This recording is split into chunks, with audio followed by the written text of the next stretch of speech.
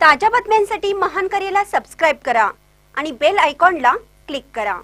चिदानंद बसप्रभू कोरे सहकारी साखर कारखान्याची वार्षिक सभा उत्साहात।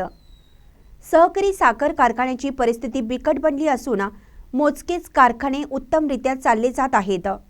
शेतकऱ्यांनी नवीन तंत्रज्ञानाचा वापर करून काळानुसार आपली शेती पद्धत बदलावी व कमी खर्चात अधिक उत्पादन कसे घेता येईल यासाठी प्रयत्न करणे आवश्यक आहे। शेतकऱ्यांच्या विश्वासावर कारखान्याची प्रगती झाली असून शेतकऱ्यांनी यापुढेही कारखान्यावर विश्वास दाखवून प्रगतीस सहकार्य करावं असं प्रतिपादन केएलई संस्थेचे कार्याध्यक्ष डॉक्टर प्रभाकर कोरे यांनी केले। चिदानंद बसप्रभू कोरे सहकारी साखर कारखान्याच्या 57व्या वार्षिक सर्वसाधारण सभेत ते बोलत होते।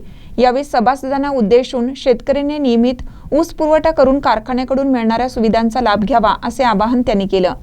यावेळी माजी विधान परिषद सदस्य महांतेश कवडगीमठ, कारखान्याचे संचालक अमित कोरे, मल्लिकार्जुन कोरे यांनी मनोगत व्यक्त केले। कारखान्याला पुरस्कार मिळाल्याबद्दल अमित कोरे यांचा शेतकरी सभासद व कर्मचाऱ्यांच्या वतीने सत्कार करण्यात आला।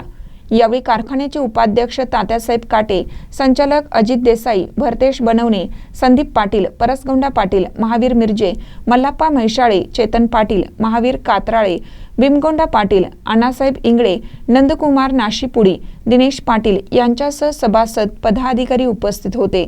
स्वागत अण्णासाहेब पाटील तर कारखान्याचे कार्यकारी संचालक DR खांडगावे यांनी अहवाल वाचन केलं। शिवानंद हकारे यांनी सूत्रसंचालन केले तर चेतन पाटील यांनी आभार मानले।